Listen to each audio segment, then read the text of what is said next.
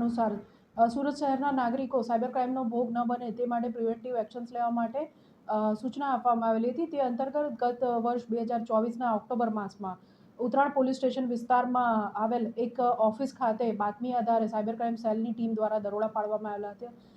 સદર દરોડા દરમિયાન જે મુદ્દામાલ વગેરે કબજે કરવામાં આવેલ તેના આધારે દુબઈથી ઓપરેટ થતી આંતરરાષ્ટ્રીય સાયબર ક્રિમિનલ્સની જે ગેંગ છે તેનો પર્દાફાશ કરવામાં આવેલ હતો અને ત્યારબાદ એ ગુનો સાયબર ક્રાઇમ પોલીસ સ્ટેશનમાં રજીસ્ટર કરીને વધુ કાર્યવાહી કરતા અલગ અલગ ઈસમોને આજ દિન સુધી લગભગ 8 જેટલા જે ક્રિમિનલ્સ છે જેઓ અહીંયા સુરત શહેરથી સિમ કાર્ડ તથા મ્યુલ બેંક એકાઉન્ટ્સ પૂરું પાડવા માટે કાર્યવાહી કરતા હતા તેઓને ઝડપી પાડવામાં આવેલ હતા। આ કેસમાં જે ક્રિમિનલ્સ દુબઈ ખાતે છે તેઓની એલઓસી વગેરે પણ ઇસ્યુ કરવામાં આવેલ હતી। આ જ કેસ અંતર્ગત ગઈકાલે સાયબર ક્રાઇમ સેલની ટીમ દ્વારા આ ગુનામાં આના ફરતા આરોપી ચંદ્રેશ દયાળભાઈ કાકડિયા જે પણ આ જે દુબઈથી ઓપરેટ થતી મિલંદરજી ગેંગ છે એનો એક મુખ્ય સભ્ય છે તેની ધરપકડ કરવામાં આવેલ છે।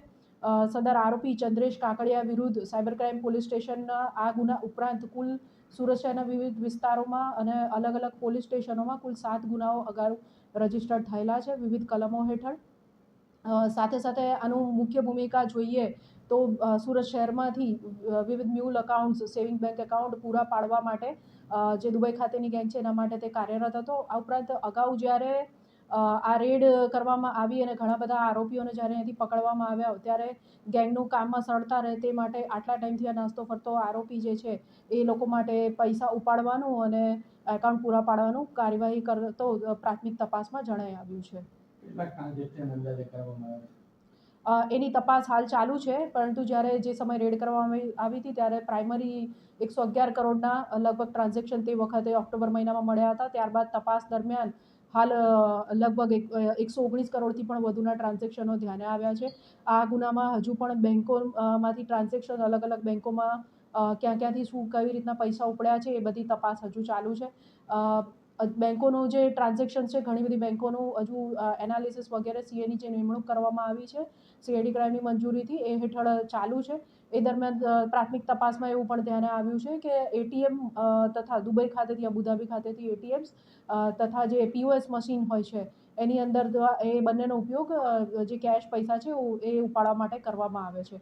હાલ જે આરોપી પકડાયો છે ચંદ્રેશ કાકડિયા એ આ ગેંગનો સક્રિય મેમ્બર છે અને એની વધુ રિમાન્ડ મેળવીને વધુ પૂછપરછ કરવાની કાર્યવાહી હાલ ચાલુ છે।